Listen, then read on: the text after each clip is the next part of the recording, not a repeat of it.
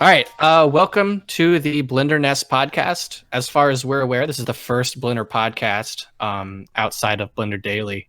And yeah, so I guess I'll introduce myself. I'm Nathan Duck. I go by Ducky3D. And yeah, that's me. So we'll start with Blender Binge. We'll just introduce ourselves for now, then we'll get into the question. Binge, not my face in the graphic, but you can imagine I'm a real guy.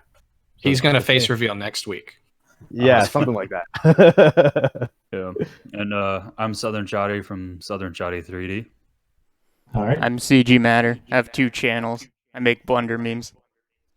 I'm Curtis Holt. I just have one channel, and there are no Blender memes. Just And I'm Blender. Grant Abbott, and I am Grant Abbott from my Grant Abbott channel. All right. So today's topic is just sort of the introduction of this podcast. So the first question is sort of our story of how we got into 3D to begin with from the start. So I'll go last. I guess we can start with Curtis Holt.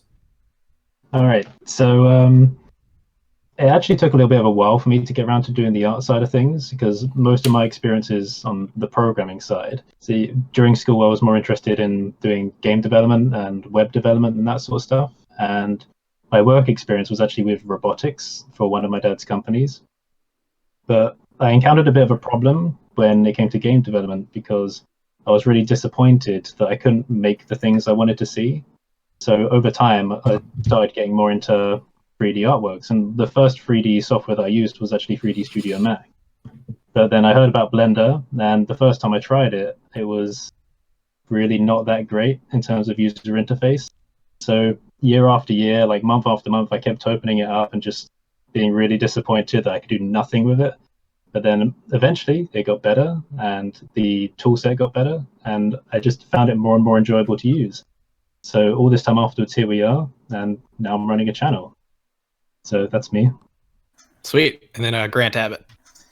So I actually started my channel as media studies and generally sort of turned into Blender because that was really my interest, and it was actually just a kind of backup for my students to go if they missed a lesson.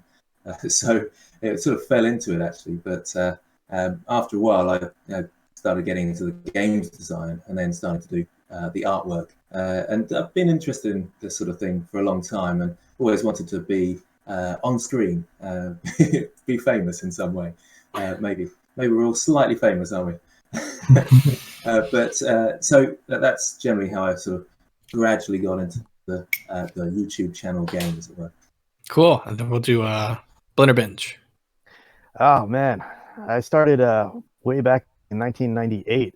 Graduated college and had no real direction. I picked up a computer and I got a book on True Space 3D, and I started playing around. And then I moved into Lightwave, bought a copy, and just started getting my first freelance gigs, and just kind of snowballed from there.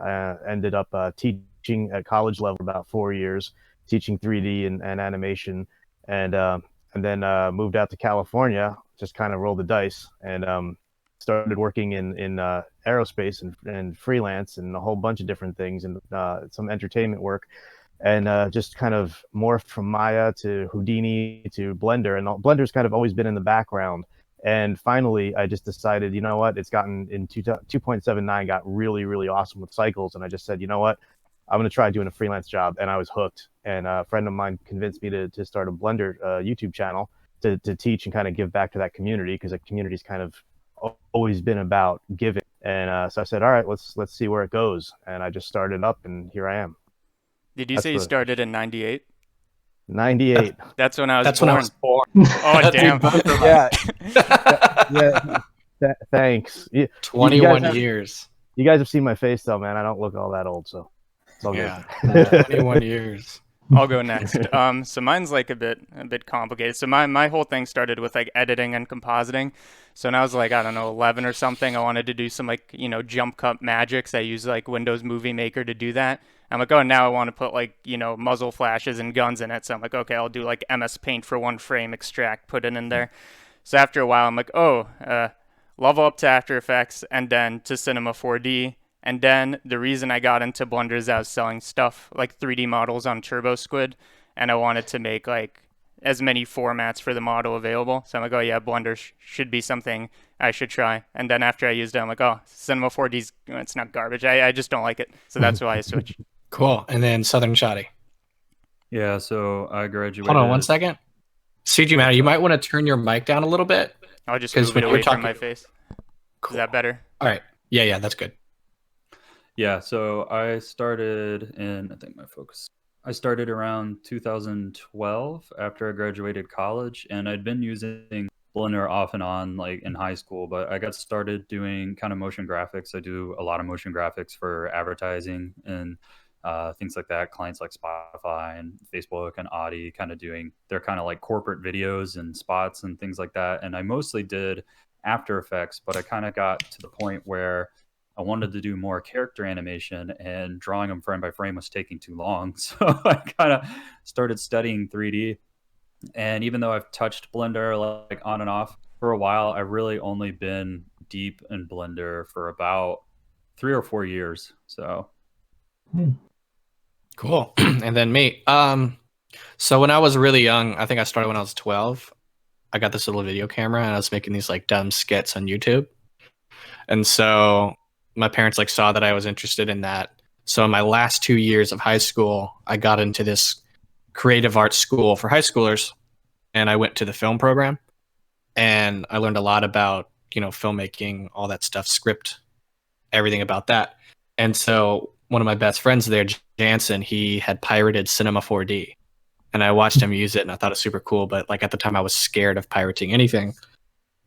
Because my dad, his job is web security, so he tells me all the horror stories of things that could happen. So I was like, I'm never pirating anything. And then after I graduated high school, like almost like a week after graduating, I just finally got my hands on Cinema 4D R17, and R20 was already out. So I was using an outdated version already, but I started watching some tutorials, and I spent like 3 months in it. And at some point, I was like, I want to render on my GPU because a 6-second animation was taking like 10 hours. So, and I heard somebody on like a Cinema 4D podcast offhandedly like mention Blender. And I was like, oh, they have a GPU renderer that's free. So I downloaded it.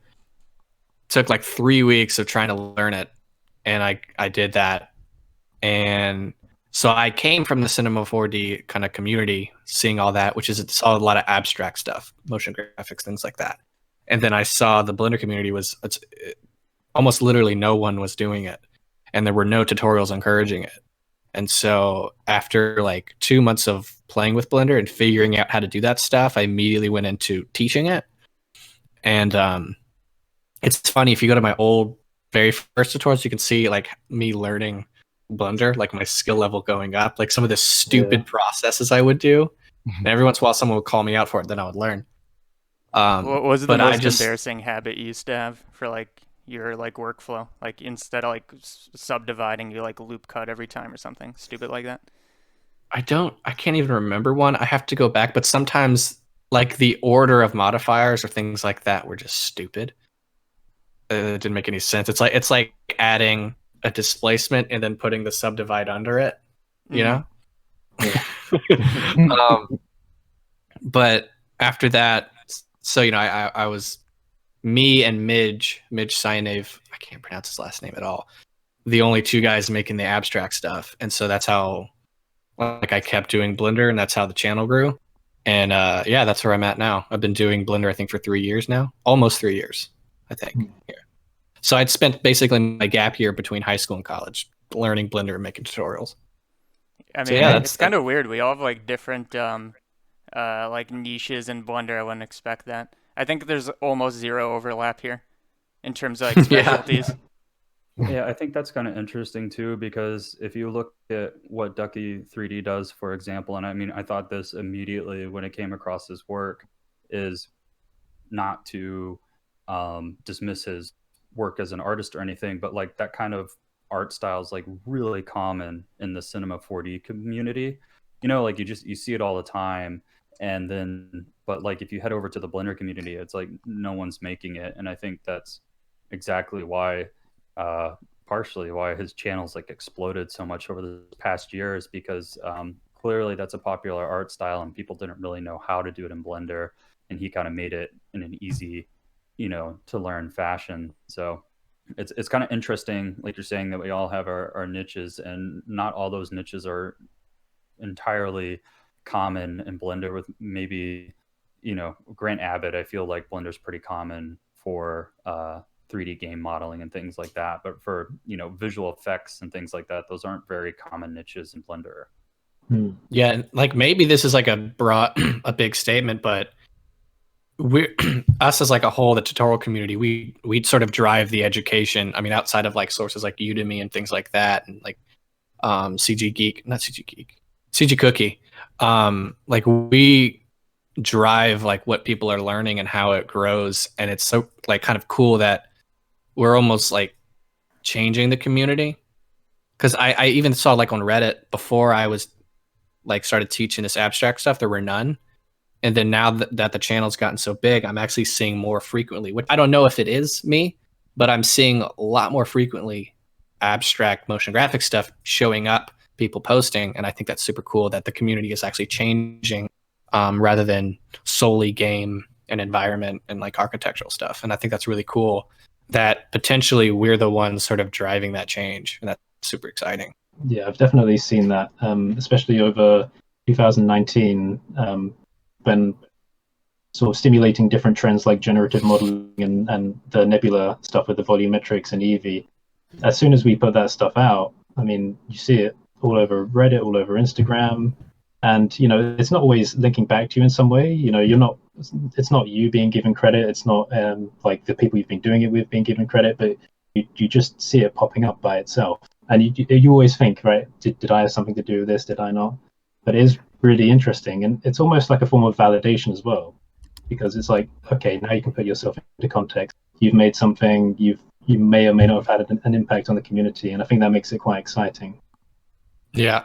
On the topic of like teaching, do you almost like when you post something, are you teaching something like, man, am I even qualified to teach this? Because I've only been doing Blender for so long. I guess like people will call that imposter syndrome. But do you ever feel like sometimes that you're not qualified to be teaching this, but you're doing it anyway because you know how to do it? Yeah, I could chime in on that. I just really quick. I was 25 when I picked up my first college class teaching this stuff, and I had walked into a classroom of people in their 40s and 50s at the time, and these are like seasoned people who have been around, and I'm a 25-year-old kid going, I was an adult, but I was a kid going, all right, I'm going to teach you guys 3D animation. And everybody's looking at me like, huh? Because I looked like I was like 16 when I was 25. And it was just the biggest thing. And it's kind of followed me throughout. But for me, like now having a volume of work over years, I still feel it. So, I'm sure you guys do as well. It's still different things, especially like software like Houdini or something, which is like crazy. And you're always feeling like you're on that cusp. So I'll yield the floor back to you guys. And I'm going to read a tweet from Grant Wilk, which he goes by Remington Graphics. He's one of my favorite tutorial guys. He said to people with aspiring, and then, your occupation, so we'll say aspiring 3D artist, in your bio, get rid of aspiring, because you're still learning something doesn't mean you aren't qualified to use the title yet. You are an artist, you are a developer, you're an engineer.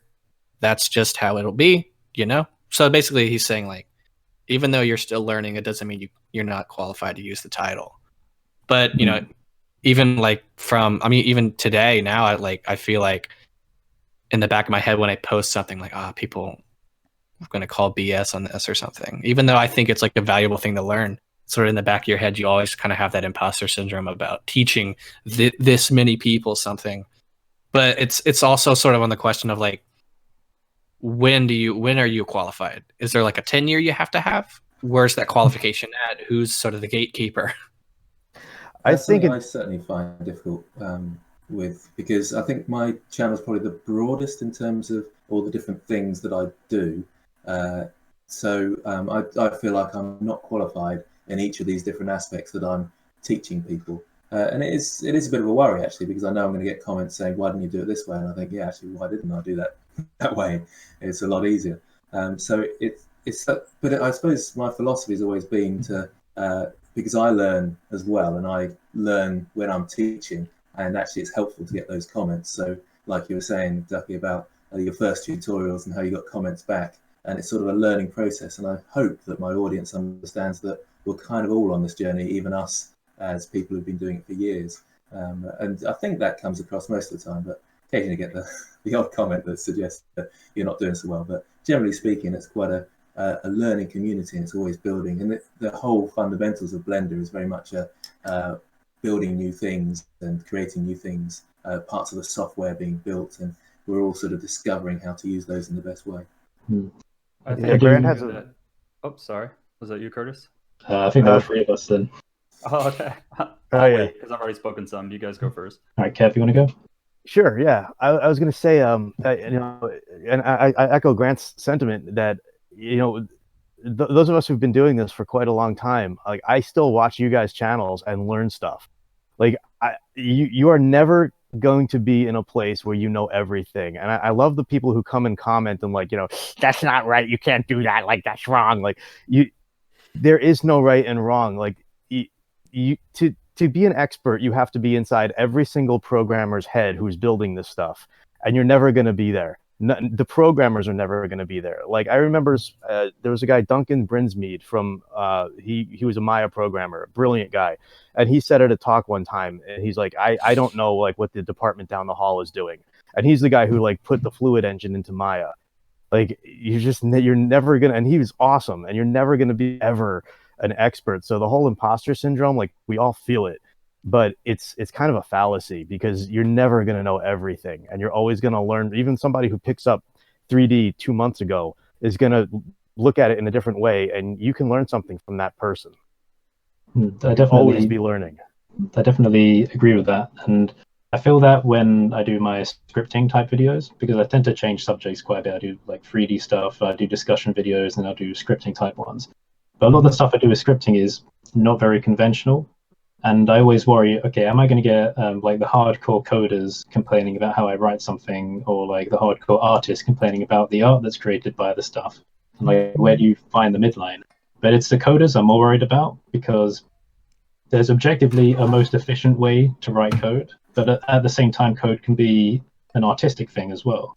Mm-hmm. And I don't code in a very efficient way because I do things quickly. You know, I find hacks and works around, but it's all just to get an artistic result. So when I'm putting it out, I'm always thinking, oh God, I'm getting ready. I'm prepared to like respond to like the hardcore questions. Why did you do it this way? Why did you do it that way?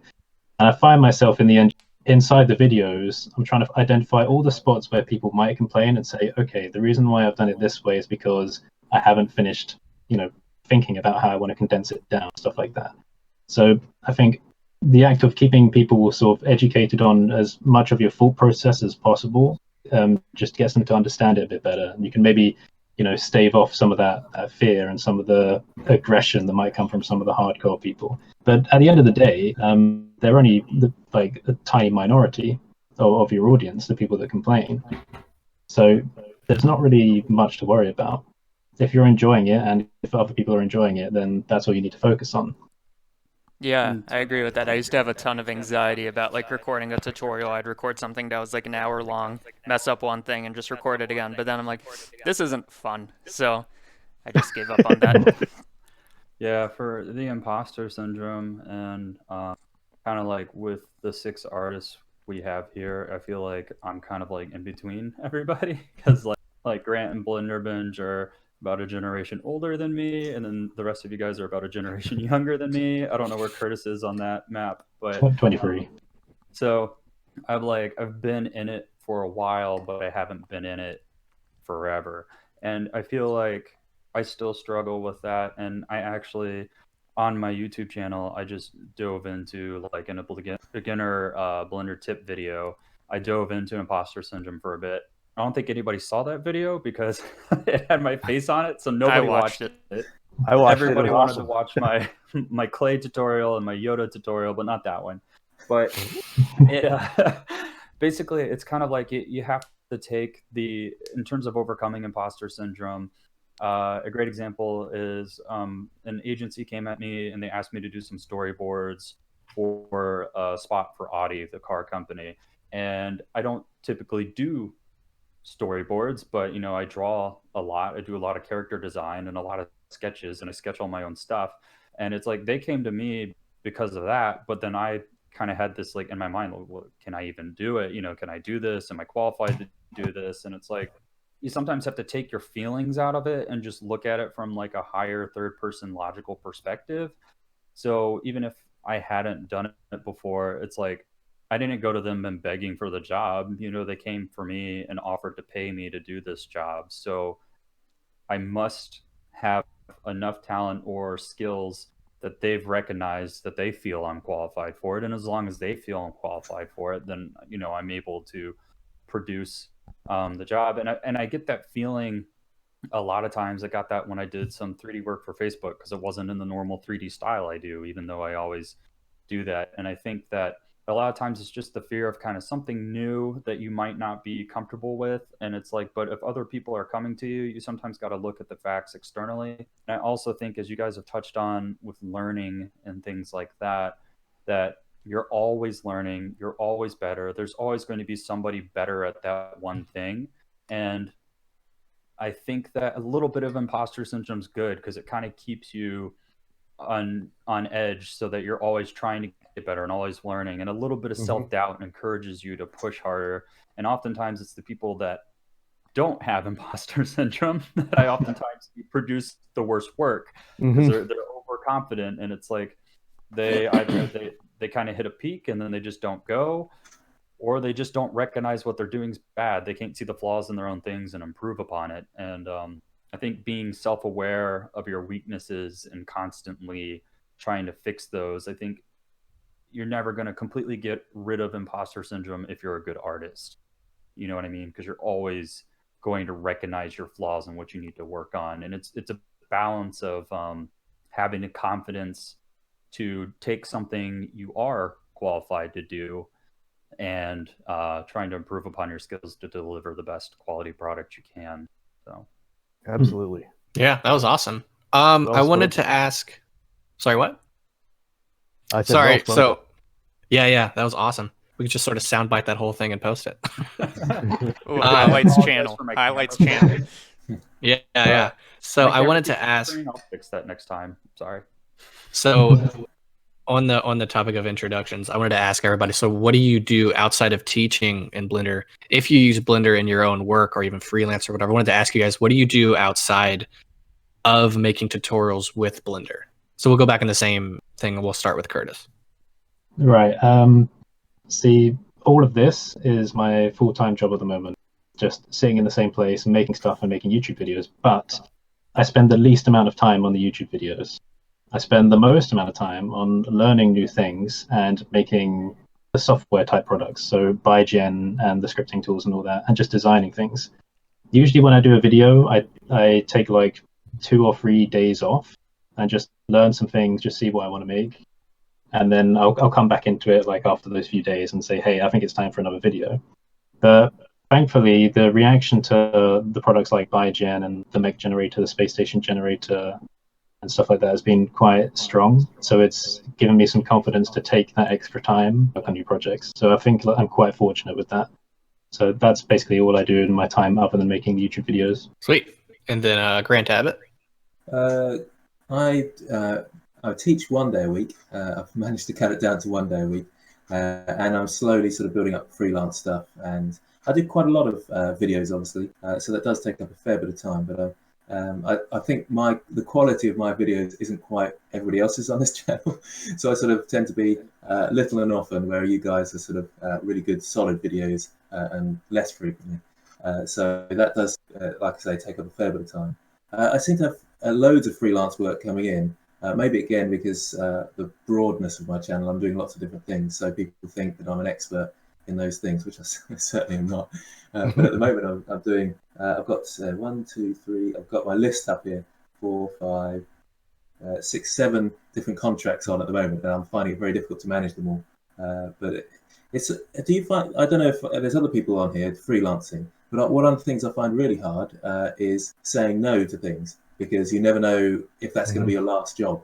No one can want you. For me, yeah, so that's what I'm doing. Go ahead. Yeah, in terms of the saying no, I think originally before I did YouTube, it was like almost impossible for me to say no, even though like I could tell it was going to be like a really tough project. But nowadays, because I have the Patreon and the YouTube, I'm more comfortable with saying no. So I sort of take on the projects that I know will probably get me another client in return. But yeah, that's sort of my answer for that. Like, yeah, it's almost with freelance, it's kind of scary knowing where your next project's going to come from. All right, so next one is for Blender Bench. I am actually a full-time 3D artist. So I actually work at a large firm, and we do quite a bit of work on the engineering side and bringing things to life, and making things look real for a big, I would say, Fortune 500 company. And so my day-to-day job is actually lead 3D animator, lead CG, I guess a CG generalist lead, I would call myself. But I actually also have picked up a camera recently too in the last couple of years, and go and acquire footage and shoot stuff, and do a little bit of traveling and go get some some video, bring it back and integrate CG into it. So I kind of do quite a bit of that at work, and then at home I also freelance, because I mean I live in Los Angeles, which is honestly, like, for anyone who's not from Los Angeles, it's like stupid expensive here. So you kind of just have to work like 3 jobs, even if you have one awesome job. So outside of the YouTube stuff, I'm constantly doing 3D and photography. So it's the nice thing about YouTube is trying to seeing that, wow, I think I hit like, I don't know, 30,000 subscribers a few days ago, and I'm like, this is insane. So I'm like, wow, maybe that could give me leverage to do this more, teach more, be on YouTube more, and maybe not have to do my 12-hour, 13-hour days every day. Yeah. So Did you go to works. college for 3D? No, I'm self-taught. I went to college. I have a degree in public relations and journalism undergrad, and I have a master's degree in education. And in between those, I did an art school because I had severe imposter syndrome, like we were talking about. And so the imposter syndrome, I was like, all right, let me do a certification in art. So I went to like this 1.5-year certification, and I went through like sculpting and painting and drawing, and I think there were 2 3D classes, but I sat down for the first day and I already did the final project at the time. So I was like, all right, so I just kind of did my own thing while I was in there. But yeah, that was about the limit of my art education. So cool. What would you And then, rather do? self-taught. Would you rather do the freelance work then, or would you like a sort of stable job like you've got at the moment? Which one would you prefer if you had a choice? Stable is good when you have a family and you live in a stupid expensive place. But ultimately, I think I'd like the freedom to. I mean, I look at you guys and I'm like, I'm jealous. I mean, you guys, you have these awesome channels, producing awesome content, and this is like what you do, and you're growing your own brands. When you have a stable job, it really does rise and fall with the economy. I mean, freelance does too, but right now we've been in the longest bull run in like, that I've seen, and I can't. Nobody has a crystal ball, but I think ultimately going forward, what you guys are doing is probably the smartest way to go. I do. So I would love to be sitting where you guys are, but there's a lot of things. Life comes in, and other things happen, and I can't do the videos I want to do because I'm working, and so on and so forth. So it's like, I think I'd rather sit where you guys are, but I like the stability. So it's kind of longest answer to a question ever, but it's kind of where I'm at. That's good. Cool. And then we'll move to Southern Shoddy. Yeah, so I went to school for film, and I interned at like an ad agency while I was in school, and I've been kind of doing that style work ever since. And I currently work at an ad agency where the production team was so large they split us off and built us our own studio. So I work full time as an animator doing After Effects and 3D animations, primarily using Blender for all the 3D. And then I started, and I'd always done freelance after hours, and then I kind of decided to start this YouTube channel, and it's been doing really well. And I've been really grateful for how supportive the community's been, both in terms of just general support and also financial support. And I've been surprised at kind of how quickly things have grown. So I would like to be working less and less elsewhere. as this kind of grows, I'm hoping that I can start just taking other things off my plate, because right now I'm like Blender binge. I'm working like 13 hours a day, almost every day, and I'm like, okay, I can do this for a while, but not forever, you know. So I'm excited to see where the future goes. I've been really just grateful. The Blender community, for what is a free piece of software, the Blender community is very gracious, I would say. They're very open and supportive of, like, when you give them valuable content, they want to give you value back and they want to support you. And it's really great. So what do I do generally? The YouTube videos I make take a minute. They take a hot minute, and that's where most of the time I spend is. But I'm trying to branch out, not into like selling 3D models again, because that's just a lot of time.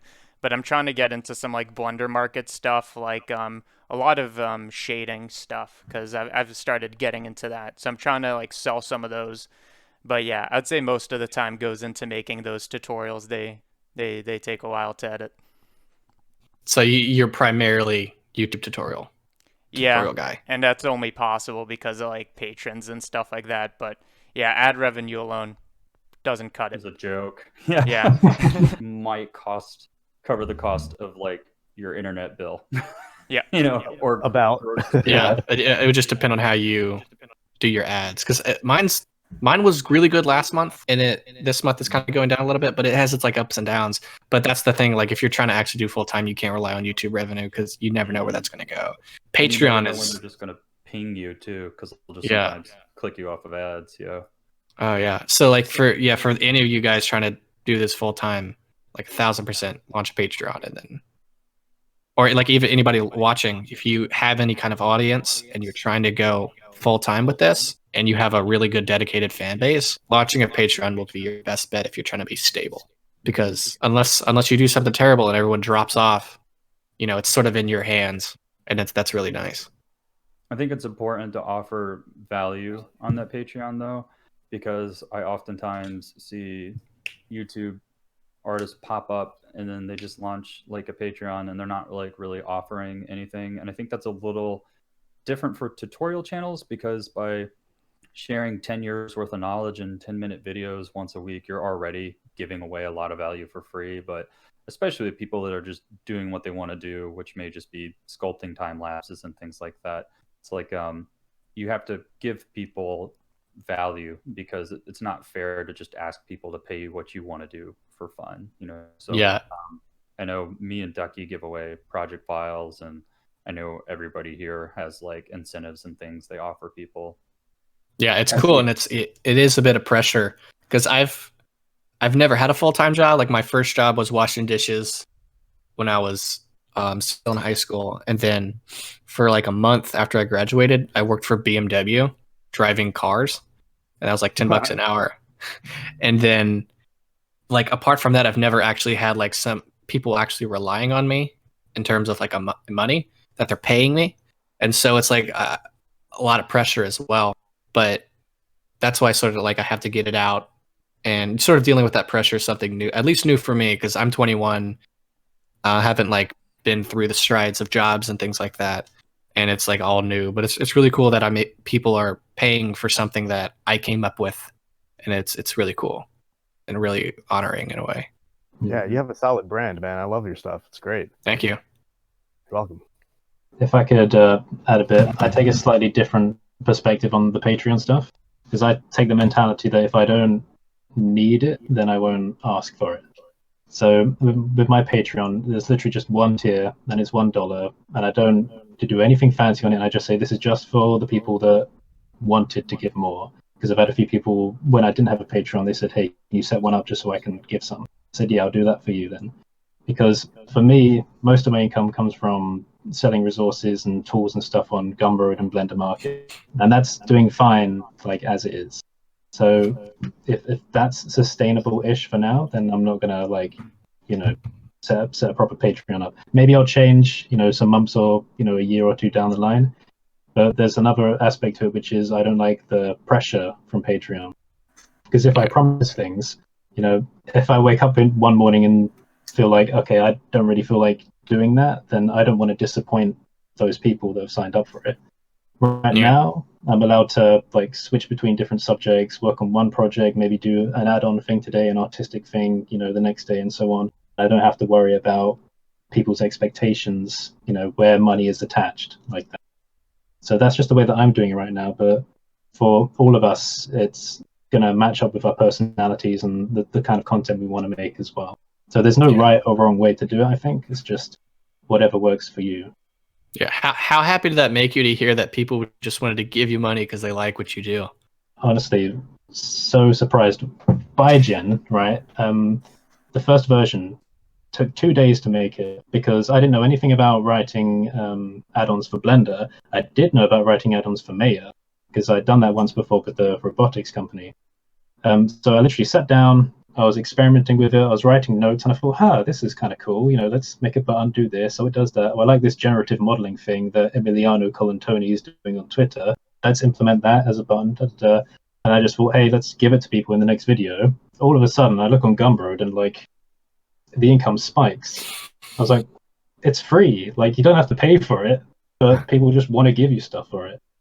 And honestly, I was ecstatic because I was like, hold on, maybe there's actually potential for full time in this. And so, throughout the rest of the year, I was experimenting with different tools and different types of resources, and it's been keeping up. So I'm so surprised, really grateful for it, and really happy. It just makes me want to give more and more and more to the community. Yeah, that happened with me when I released my first material pack. I can't remember if it was 5 or 10, but I just did a video. I was like, here's 5 materials. You can go download them. And then I looked back, and every once in a while, I'd get a notification like $3, $1, $2. I was like, oh, wait, people would actually pay for this. And so then I went hard at work working on my first pack, and I think ended up being 30 materials. And that ended up being very successful. And then later on, I released the pack with 80, and that one was even more successful. So it was really, really cool to see that people actually cared about what I'm doing and were willing to give, their hard-earned money to help them out. And I was talking to a buddy of mine who doesn't do Blender stuff. He's a filmmaker and he sells assets for Adobe Premiere and After Effects. His name is Ezra Cohen. He's awesome. But he was talking to another guy who he does advertising and stuff. And he's like, this would be for advice anybody trying to sell assets. It's the market's open. The market's actually really, really good right now. It's all about where you're selling and finding target audiences. And it's people will pay for stuff if there's value in it. And I didn't really realize that how valuable what we're doing is, and that people will actually pay for it. And that was a really, really cool reveal for having actually a future in this. Yeah, I think there's definitely a future in this. The industry is still really, really new. And I mean, virtual reality is going to take off. It's gonna reach Ready Player One status at some point, and it's going to be insane. And I think that there's so much of a market. It's just exploding now. I mean, it's just that spark hit now. And I mean, I've seen this for and Grant, you've seen this too, and you guys are it hasn't reached critical mass at all yet, not even close. There's going to be for so much content in the future, and there's going to be so much to produce that I don't know if this space is ever going to fill up, because every time like film, you think, all right, a million people now can track shots, but there's a million more shots that need to be tracked, because it's kind of this order of magnitude growth, Yeah, how much I don't know much at all about VR, which I definitely should look into it. But do you guys think that Blender is going to be a really good program in terms of using it for VR aspects and things like that? Our studio, actually, that I mentioned earlier, our studio that just split off from the agency, actually has a focus on augmented reality and virtual reality. That's kind of where they dump all of their money. And in terms of the clients we're working with, which are kind of large brand clients, a lot of large brand clients are investing a lot of interest and a lot of their kind of media budgets and things into augmented reality and virtual reality products. I've seen where some of them kind of which is on Amazon and GE now. It's if you go to buy a fridge or something, it's on their website, you can tap it and it'll open that 3D fridge on your phone.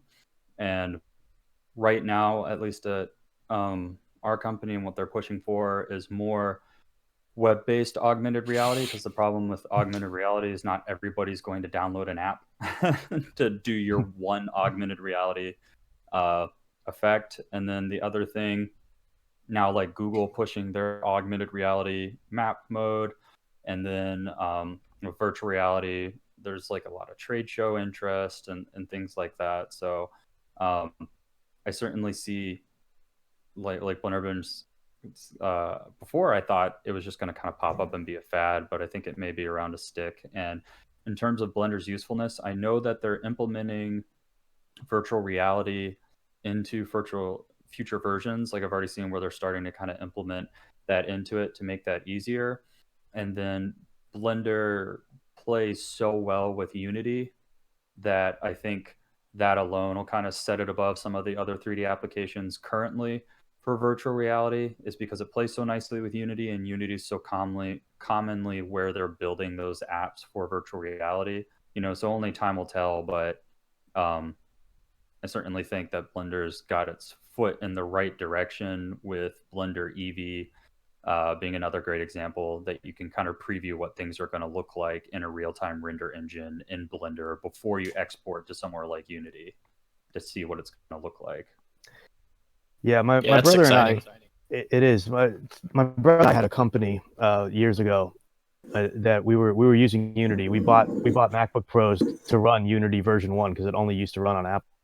And we started getting clients. We got a project from I think it was a Hitachi. I mean, the whole thing broken out in Unity, and we had to take the CAD data and we had to convert it to usable assets and make it all work. And it was phenomenal. And that stuff was just at the cutting edge maybe 10 years ago, and it's just exploded. And in my company now that where I work, we're using it.